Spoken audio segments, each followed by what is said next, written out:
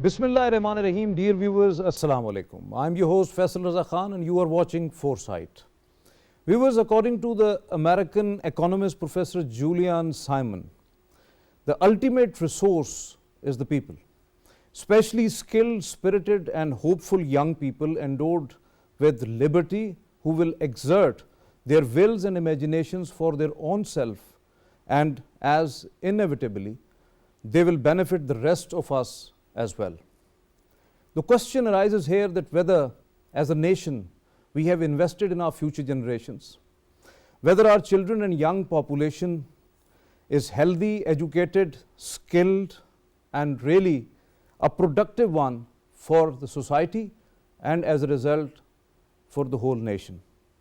Whether we as a nation ever tried to develop our human capital, which is essential for overall economic growth. To talk on this very important subject, we have in our studios Professor Dr.Muhammad Mukhtar. He is the Vice Chancellor of National Skills University. Most welcome to you, sir. Thank you. Being here. Thank you very much. And online joining us, Dr.Syed Hassan Ahmed Bukhari. He is the health expert. Most welcome to you, Dr. Hassan. My first question to you, Dr. Mukhtar, when we are talking about human capital, what it really mean and why investing in human capital is imperative and whether we are focusing much on it? Thank you, Faisal, for the opportunity to talk about human capital, and the next concept that comes with this one is a human capital index that World Bank very often refer to that one. So if we go into the history of this one, World Bank in its annual meeting in 2018, they initiated a project that is known as Human Capital Project.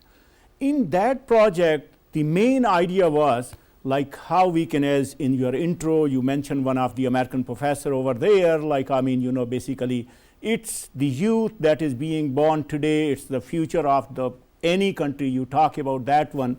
So that human capital is, if you ask me now, there are two things, human capital and human capital index. Obviously. Now, human capital is the youth, trained youth, healthy youth, properly, they have the right type of education which they can bring them in the market. Now, this World Bank measured that human capital in terms of human capital index. That what it means, it's a this idea of human capital index come in a way through this project, like every child born on this earth should be having equal opportunity to excel in their life. Obviously. So that was the idea. Then it moves with this one, like imagine a child is born today, like that child will be having good nourishment. So when he or she go to school, is a healthy child. Now the next is the schooling step. So in the school, there should be a good type of education, good teacher, the education should align with the market demands, and then once that child is completing the education, so it get the right type of job. So it's a integrated setup. So all these three things, they come together and they form, health is there, growth is there, education is there, good type of education is there, and their placement in the society to be a productive citizen. It starts from basically in World Bank, I think from up to 18 years they talk about that one, but it can go to any extent. Yeah. Very right, very right. When we are talking about extent, to what extent the skill development is inevitable for enhancing employability, labor productivity, along with that the technical advancement and resultantly the economic growth. You might have heard the word degree. We don't need degree, we need skills. That is the most of the times people talk about this one. So what it is, I always say about this one, if you have a knowledge you get from a university, that is a power. But if you have a knowledge with a skill, then you become a superpower because you have the right thing to talk about this one. So skill basically is a holistic, most of the time people, the word skill unfortunately has been misused. We were thinking if somebody is a mason, somebody is doing something manual, that person, we call that as the skill force. Now the concept has totally changed. I mean, in the era of IT and things like that one, so you see, I mean, they say this guy is a prompt engineer. I mean, this guy is like, I mean, do such, and this is referring to a particular skill that person can write a good prompt for this new thing, like, I mean, what we are talking about, Chat GPT and things like this one. So now this is the word of skill. I mean, we can't live without skills, and we classify these into two. One is like, I mean, what we call them as a social skill or life skill or living skill. The other one is a hard skill. So if you don't know how to live in the society, how to communicate in the society, that person is not good. Definitely, so of course, definitely, and you elaborated well. Dr. Hassan, when we are talking about the human capital index, the World Bank says that it depends upon children's survival till the age of 5, growth, schooling, adult survival, and other factors also involved in that. So where we stand in these benchmarks, basically what the World Bank elaborates? Basically, the human capital index, it has 5 basic pillars. There's the survival till the age of 5 years, the child survival, then there is the quality of education that is judged based on harmonized test scores, then there's the quantity of education, number of children who attain education till the age of 18 years, then there is the adult survival, survival up to the age of 60, and then there is healthy growth, that how many children are actually stunted and how many are undergoing healthy growth. The report of the Human Capital Index was published in 2020, and according to that report, Pakistan scored 0.41. Now it ranks on a scale of 0 to 1, with 1 being the best and 0 being the worst. And Pakistan scored 0.41, and out of 173 countries in that report, Pakistan was on the 144th number, and Pakistan ranked alongside Afghanistan, which also scored 0.4, and countries like Uganda, and even countries like Senegal and Haiti and Zimbabwe were ahead of Pakistan, quite ahead of Pakistan, and Pakistan was lowest when we consider South Asia. So this shows that regarding human capital, it's a very pitiful situation. And if we talk about another index that has been in vogue for quite a long time, still is used widely, that was developed by a Pakistani economist, Mr. Mahbubul Haq Saab.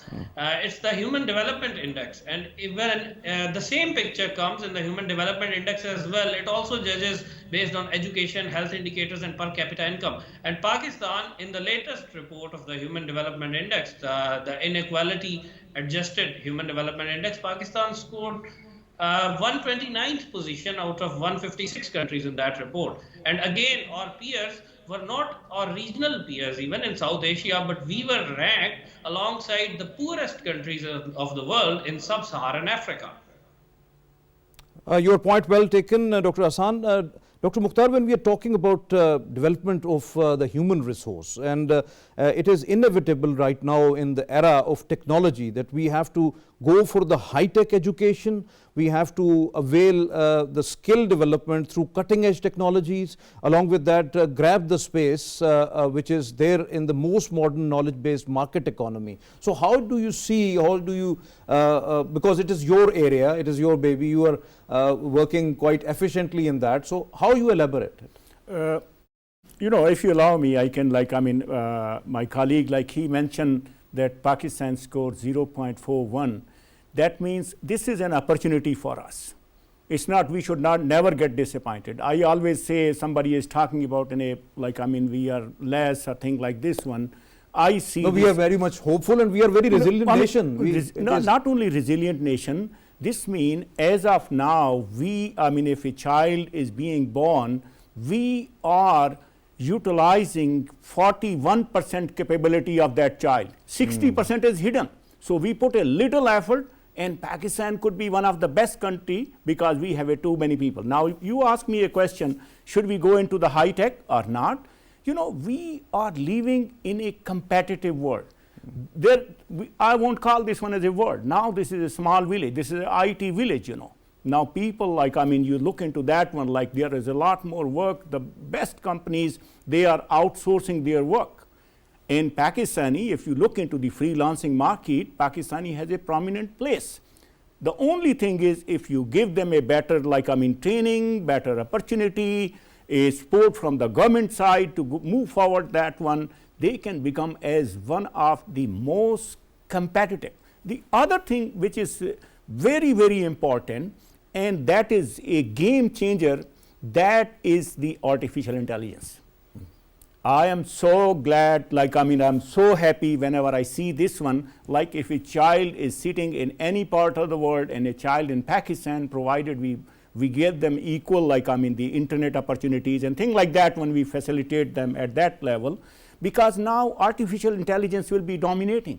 That is the most high tech. All the techs, they will be revolving around that one. Obviously, so yes, they will be is, going for that one. So that is the reason. So first thing is, we have to make every young person, rather every person in Pakistan or in the world should be familiar what data science is, what artificial intelligence is, how it is being utilized. So as you are mentioning that all the techs are revolving around AI and all other technologies right now. So when we are talking about beside market-based skills, whether any initiative taken to impart various sector-oriented skills to the youth, because we need the people, skilled people in agriculture, in water, in fisheries, in horticulture, textile, like handicrafts, gemstones and all other sectors. So how do you see that area? Because sector oriented skills are inevitable for growth in economy.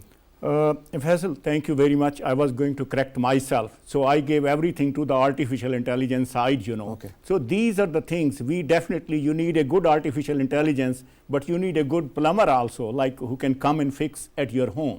And you mentioned about the agriculture and the other one, Pakistan is an agrarian economy. It is. Okay. So we have a lot more lands and our existence is on agriculture. So I share with you interesting thing. Recently a company in California, they have developed a plant that bring white flowers in the daytime. Okay. Here come the night. At night it will become green. And it will start putting some lights. So, that is the fascinating type of things that are coming in the agri. Now, that company is, I think, selling that only for the US people. And I was looking at the news, everybody other, even the Brits, the other, they were saying, oh my God, you will be having such a beautiful plant, and how we will have that one. So, all these things tells, so there are a lot more opportunity. Now, aligning with this one, there is another thing, because we have to look into this one, that how science is bringing closer to us. Now, this is this came also in this week, if there is a plant grown in Lahore and a plant being grown in Bahawalpur, from where I belong, in the desert of that one, the fragrance of that plant will be much better. The pollination mechanism that form the seed, the crop yield over there, that will be much better compared to this one in Lahore, where there is smog, because this smog is impacting all the life, not only humans, we have a close relationship with plants. We live with this Obviously one. We have. So we have to, the thing which I want to connect over here, there is a concept of greening. That is another type of skills that we have to implement in the educational institution. We have to implement our lives. So all these things. It's not of course, the indigenous skills, Pakistan has a specific type of skill which nobody else in the world has. Yes, definitely. Yeah. We have very talented that youth. you mentioned. We have very abundant skills are available here. Dr. Hassan, when we are talking about children health and their education, it is important to mention that some of the reports suggest that 93 out of 100 children born in Pakistan survive to the age of 5. 38 out of 100 or 10.3 million are having stunted growth, having cognitive or physical limitations. To what extent it's true? It's yes, the figures are mostly correct, but for instance, you mentioned 38. Actually, it's 42, according to the latest estimate told to the parliamentary committee, the stunting children. And yes, under 5 mortality rate is about 6.7%. It's also among the highest in the world. And if we talk about the neonatal mortality rate, Pakistan ranks 3rd in the world. behind only Lesotho and war-riddled South Sudan. Pakistan's neonatal mortality rate is around 39 per thousand births. It's a very alarming situation, and it shows us that how much work is to be done in these indicators. For instance, the neonatal health, it depends on the maternal health, and it also depends on the health facilities available to the population and the level of health education in the population. Now, if we talk about maternal health, we see that about 42% of women in Pakistan are suffering from a very preventable condition, the iron deficiency anemia. Now, if 42% women are suffering from iron deficiency anemia, which is imminently preventable and treatable, and then as a result, but is not treated, as a result, the neonatal mortality rate is actually matching that percentage. Like we have 42% women have iron deficiency anemia, and then we have 39 per thousand neonatal mortality rate. So this situation shows that we have lagged, especially in the primary healthcare segment of the healthcare systems. When we talk about healthcare systems, there are three tiers. There's the primary healthcare system, there's the secondary healthcare system, and then there's the tertiary healthcare system. Now, unfortunately, in Pakistan, the focus on development has been more on flashy projects, especially in the last 30 or 40 years, and not on the grassroots. So as a result, what happens is, let me narrate a very interesting example, that the Sindh government, where 60% in the rural areas children are stunted, and they made a deal about 4.2 billion rupees for 4 robotic surgery setups. Now, robotic surgery is a very obscure branch.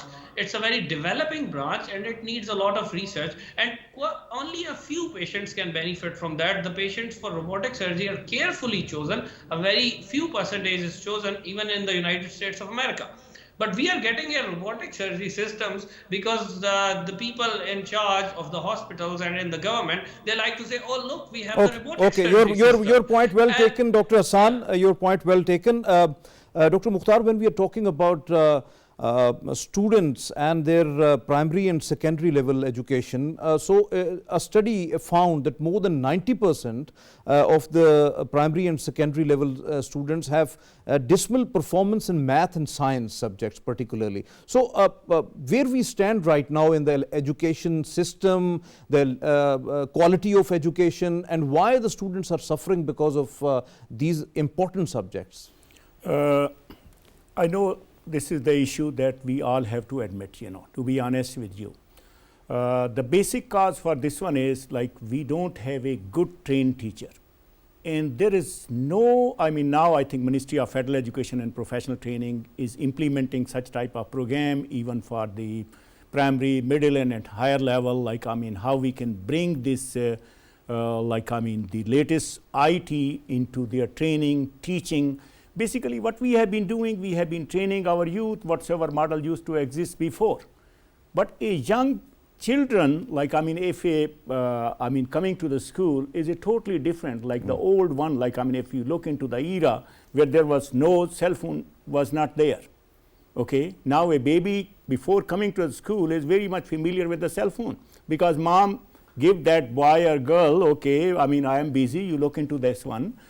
So, initially in the old days without phone, that child was getting a homogeneous type of education and then comes into the fascinating world and move with this one. Now, unfortunately, it has reversed. Now, the child become prepared for a diverse world, and here come our schooling system, which is not up to date what a child has seen. So, Dr. Mukhtar, when we are foreseeing the world entirely, they have the different sort of skills and different sort of education, high-tech education and all that, like Japan and Netherlands and all other countries. They are having preschool skills trainings. Along with that, they are focusing more on practical and few on theory, and they are going through a practical work rather than just indulge into the books and all that. So how do you see that? Because if the book is there and study is there, but the practical is not there, how skilled manpower will be developed? You mentioned basically science and math, and of course the other subject can be there. Unfortunate thing is that is very valid question. Like we are not providing practical oriented education to our student. Here, if you allow me, I will share with you a very good student, because I serve almost 18 to 20 years in Philadelphia, USA. So at that time, I was in the judging panel of one of the fair where these, the school who are 5th grader, they bring their project. So one of the girl, I know we were 4 or 5 judges, and one girl got the first prize. She was in 5th grade. Imagine about this one. So she was having a bunny, and she showed, what was her hypothesis, like all these things that the best scientists are doing over here. She was being taught even from very early age how you could be a good scientist. And she came up that, there was her conclusion also that my bunny loved to eat nuts instead of other things, at that time, that was a basic, I'm talking about a long time ago. So over here, we are not putting our, this young people to such type of now, it's a IT world, of course, they have to go. Yesterday, I was visiting a school, that is a school in the F6 area, and the principal was telling me, over there, the primary school students, they are being taught about chip. And there is some company which has a collaboration with them. They come over there and they want to tell them what that, because now the world is IT based. There are new things. Beside these traditional skills, traditional training, you would have to go with the new world. That is the only way we can survive. That is the only way we can be best in the world. Thank you very much, Professor Dr. Muhammad Mukhtar, for being here in the studios and well elaborated and very candid thoughts. Thank you very much for your presence here. Dr. Hassan, when we are talking about the food security, according to the food security phase classification, at least 2.14 million children are suffering from acute malnutrition, and nearly 11 million people under the acute food insecurity. So how do you analyze this one? Because do you not think that this health issue and malnutrition and food insecurity that our population is suffering, so how brilliant brains come for the entire nation's, particularly the economic growth? Yes, it's obviously very much linked. The link of malnutrition with food insecurity is very much a linear link.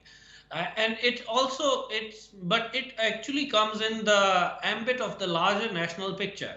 The food insecurity, actually, when Pakistan came into being, a lot more of our population was food insecure, and great strides were made in the 60s and in the 80s in this regard. But the alarming trend is that in the last 10, 15 years or so, we seem to have been regressing. And it's not only to do with the production of food. The very important facet in this is the distribution of food as well. And we are also lagging a lot behind in the production front as well. For instance, if we talk about per acre yields of staples, Pakistan per acre yields, and we say we are an agriculture country, but actually our agricultural efficiency is very low. And the per acre yields of Pakistan are the lowest in South Asia as well. And then the distribution networks are also frayed up. And then there are the periodic natural disasters like this food insecurity. It has gone much worse in the last year after the floods. The devastating floods caused a lot of damage to the crops and to especially the poorest segment of the society. So what we need to do is to tackle these things on an emergency basis on a national level. And we need to work on both fronts, on the production as well. We can get technical help from our friendly countries and also the UN. And then we have to make a national policy regarding distribution that no one should be food insecure, even in the remotest corners of Sindh and Balochistan. Dr. Hassan, you are talking about the food distribution. So what sort of assistance and aid coming to Pakistan, whether that is disseminated to the grassroots level or the surveys conducted are somewhere else? Yes, the aid, exactly. When we talk about any aid that is delivered to Pakistan, well, that is after the aid comes to Pakistan, it becomes our responsibility to distribute it. And then we have to have an infrastructure both on the planning side and on the on ground to reach those remotest areas. And unfortunately, that has not been possible yet. That is why whenever we see these floods and these problems they arise, we see that the usual suspects, Tharpakar and Sindh and rural areas of Balochistan and in South Punjab and in southern KP, these areas always flare up because the infrastructure is not up to the mark to distribute the food over there, and more importantly, the data and the planning leaves much to be desired as well. And those who are meant to distribute the aid, they are actually quite in the dark about where to distribute it and where it is needed most. And that is why at the end of course there's the we have to talk about the elephant in the room, that is corruption. That also is a huge problem in this. But if we talk about distribution networks, the planning and the infrastructure both are lacking, and that is why we haven't performed quite well in this regard.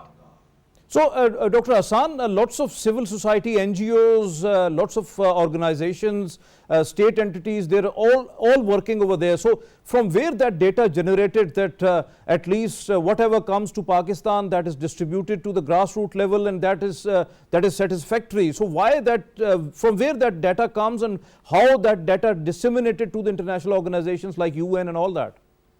Yeah, well, basically, when we talk about Pakistan, we have to recognize that it's a very huge country, fifth largest country in the world. We have a population of more than 250 million.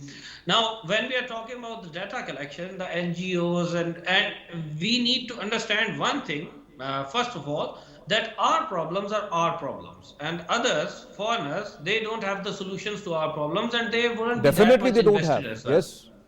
Yes. So what we haven't done and what we needed to do was to establish the setups in all these remote areas that would be working efficiently. Now, if we talk about these areas, they are not just lacking in this, the data collection regarding food security, they are lacking in all indicators like health and education. For instance, if you visit a primary healthcare facility or a primary school in Tharpakar, you would be, more often than not, you would find that the facility exists only on paper.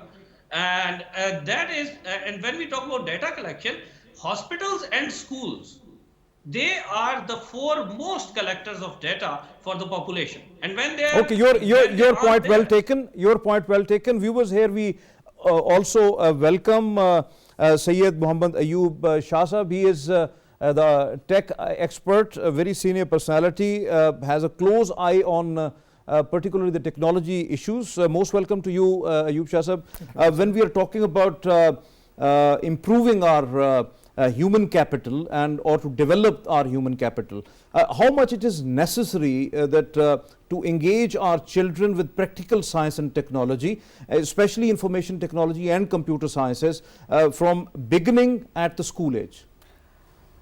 Thank you very much for the question. Yes, indeed, the world is transforming their education system, as we talked about the children, onto STEM system, that is science, technology, engineering and mathematics. Though it comprises of the four discrete words, yet it is a complete philosophy, which means right at the basic level, right at the start level, the children are to be exposed to the concepts of the science and a scientific way of thinking. Obviously, there is even in their social behavior or social interaction, particularly critical thinking, that is very important. The critical and innovative thinking is innovative, they must be research oriented, yes, must be creative and all that. Questioning ability and then Obviously finding solutions to the problem solving abilities are all part of the STEM education system. So it's very important in this era, because we are over with the fourth industrial revolution and we are entering into the fifth industrial revolution, which is characterized by disruptive technologies, and it's very it's really a challenge to foresee how the next 10 years are going to unfold as far as the technology is concerned. So unless we prepare our children to have a STEM education or an education that is compatible with the upcoming technology, or an education system that is compatible with the technological era that we are going through and is about to come, will not be able to succeed. And alhamdulillah, the steps taken by at the individual level by the parents as well as the educational institutions in Pakistan as well as the government, there is a realization and there is a transformation coming in whereby we are exposing our children to the scientific education at a quite earlier level. So do you think that the focus on information technology sector will bring or enable Pakistan to earn billions, so that create jobs, more resources, to get a available to invest in human capital, particularly to cater huge chunk of young population. So how do you foresee? Pakistan is one of the most fortunate country that is blessed with the youth bulge. We have a large youth which can be turned into a capital. But we are talking a lot about that, but translating little into actions really. Yes, these are the gaps. There are gaps. Though the people are now coming up, there's a transformation in education system at the graduation level also. Over a year or so, we have seen a reduced interest of the children towards the hitherto established graduation curriculums and faculties, and more interest into the skill side. So people are now learning the skills using the open source materials. There is more of the open source material available also to them in Pakistan now because of the better connectivity. But yes, there is a need to have a comprehensive policy and a comprehensive strategy to we have lots of harness policies, lots of rules and regulations, lots of frameworks and all that, but implementation is very little. So do you think that Ayub Shah Sahab, that now it's time that we have to take action. We have to take action on ground, and particularly when you're talking about the digital transformation and developing human capital to build at least a national digital infrastructure, digitization, smart cities, and to capture digital market space and have jobs over there. So do you think that we are doing enough?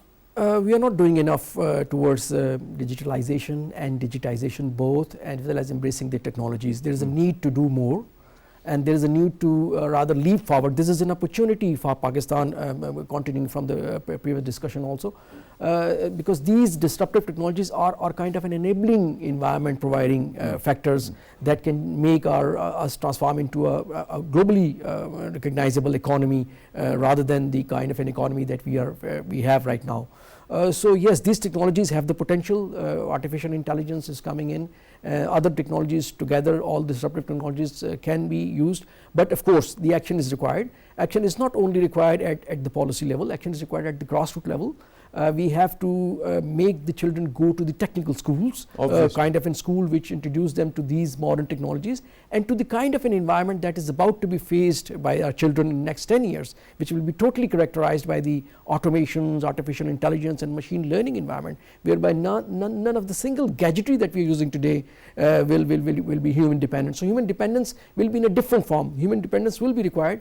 But as the artificial intelligence grows, the human development will grow and rise onto a next level. So the thinking level, the societal interaction and behaviors, the kind of environment that will prevail around us, the tech environment and the non-tech environment, the social value system will all stand transformed. And we have to expose our children at the grassroots level, put them into some certain kind of a digital learning environment, and make them learn and to be able to face the challenges that are there, and transform those challenges into the opportunities for Pakistan. Yeah, definitely. Your point well taken, well elaborated. When Dr. Hassan, when we are talking about overall human capital development or human resource development, it is important that we should have to focus on the healthcare system, and unfortunately right now the situation is that it is overburdened. At least only 6 hospital beds per 10,000 people, and only 1 doctor available for at least 1,300 people. So when the system is overburdened and that is not taken care of, how do you see that this human capital will be developed when the healthcare system is not performing well? Obviously, the human capital development will suffer greatly if the healthcare system is handicapped. And there is one more very important statistic that I will like to mention here. Now, when we talk about doctors in Pakistan, the ratio is 1 per 1,000. And when we talk about hospital beds, it's about 6 per 10,000. But there's another important indicator, that is the number of the support staff, the nurses and the midwives. And that is Pakistan, only 0.5 per 1,000 people. And that is among the lowest in the world, lowest in South Asia and among the lowest in the world. Only 5 or 6 countries lag behind Pakistan in this, like Cameroon, and they are all African countries. Now, when we talk about hospital, it's an integrated environment, and we have to deliver a holistic health care to all the patients. A doctor, he's like a supervisor and overseer, but actually the doctor orders, and those orders are carried out by the supporting staff, and a lot of healthcare advice regarding to the community is disseminated by these support staff. And in Pakistan, we have in the middle classes, the medical profession is a sought after one. So we don't have that much a small number of doctors, but we have a lot of small number of support staff. And as a result, it translates into the fact that our healthcare system is focused more on the private clinic side, on the specialist side, and the very important facet in the healthcare system that is the most important for the development of human capital, that is the preventive and family medicine. And in preventive and family medicine, I'm sorry to say, it starts from our healthcare systems and it goes all the way up to the highest level of the government, that there is no appreciation of the fact that we need a better preventive healthcare system so that lesser and lesser people will need to go to the doctors. And that will also lessen the burdens on hospitals and doctors, and that will lead to a healthy nation. For instance, let's talk about the WHO. Your point well taken, Dr. Hassan. I will have some more questions for you as well. So I'm coming to you. Doctor, when we are talking about Ayub Shah sahab, developing human capital, the most modern high-tech world of science, technology, innovation and research. So how do you see that where we require what and how we are going to implement those policies at the grassroots level to get the desired results for the entire nation, because nation wants growth and the growth is right now stagnant? It's a very big question indeed. The ideal state is an imaginable state and is a different state, but the existing state is not up to the mark. We are nowhere as far as the technology adoption is concerned, even at the infrastructure level or at the education level, and we are focusing on the human capital. Yes, our human capital is quite short of the required standards. It is not been prepared by the universities for the purpose that the world is moving on to. That means that still there are manual processes being followed by the universities themselves, and a manual system of education is infusing into the students, into the youth, the manual mindset. So that virtual mindset, the intelligent mindset, or the next level of the mindset is not been made in the universities to think in a manner that it is required to think. So there's a huge gap. The how part is a big part, and it could not be answered very simply. But yes, we have to adopt a multi-pronged strategy that addresses the grassroots level, that is inclusion of the people who are not part of the education system at the now, whatever level they may be. And then at the mid level, we have to take the standards or the people already into the schools ought to be taken up to the next level of the technology, and universities have to transform their programs now. How you foresee, because there is a government role, there is a state role, but on the other hand, there is a commercial education which is flourishing in Pakistan just because of money, and people who have some sort of financial resources, they are preferring to have self-finance. And so how a talent pool, how a creative mind, how an innovative mind, how a research-oriented mind is going to get benefit in such a commercial world? Yes, this is the dilemma that we are presently facing. The talent pool is not getting parked where it should be and is not allowed to deliver the way it should be. And some people don't believe on the brain drain, but yes, there is a brain drain, and brain drain do affect the economies, because if you let the intelligent people go out of your economy or economic system, they go and flourish somewhere else. So their dividend, that is individual dividend, and their collective dividend is getting paid to the other economies and not your own economies, where the entrepreneurship does not flourish in the manner as it flourishes somewhere else. So yes, there's a big gap. And there are a lot of mayors that we, although somehow it is coming up also at the grassroots level, where the people themselves are striving now. Those left out and without any option to go abroad, and without any option to opt for other options, they make some headway, but they do not make the headway the way other startups from around the world make headways.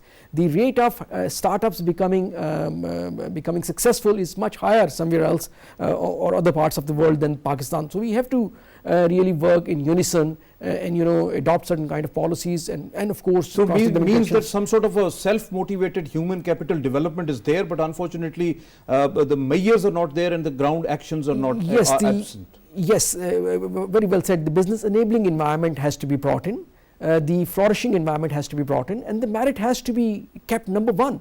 Unless we keep the merit number one in our education system and in our hiring system and in our placement system, will not be able to get out of the kind of quagmire that we are at the moment in terms of the economy and in terms of the other development indicators. So it is the talent that, you know, that is God blessed, and it is the ability through merit that is the God blessed, and that has the ability to think in a constructive manner and, you know, more innovative manner to find the new ways and means. Thank you very much. Thank you very much, Sayyid Muhammad Ayub Shah. Thank you very much for your presence here in studios, and you have elaborated it well, really. Thank you very much for your presence. Thank you. Dr. Hassan, when we are talking about Pakistan's overall healthcare system, we have an example of Turkey, that there is a primary, then a secondary and a tertiary healthcare system, and that is going very well. How you envisage that why not Pakistan is getting benefit from its friends? Well, Pakistan also has theoretically the three-tiered system as well. It's a global model. But we haven't been successful because of a key failure, and that is the failure in prioritization. And when we talk about prioritization in health, it's actually a very important and very complex science. It's taught in medical schools all over the world. Now, as I was saying before, the WHO, it recommends and it postulates that 90% of universal healthcare can be delivered from the primary healthcare system alone. And in Pakistan, when we see, we are, when we talk about expenditure, 90% of the healthcare expenditure, and we do not spend that much on health, only 2 to 3% of our GDP.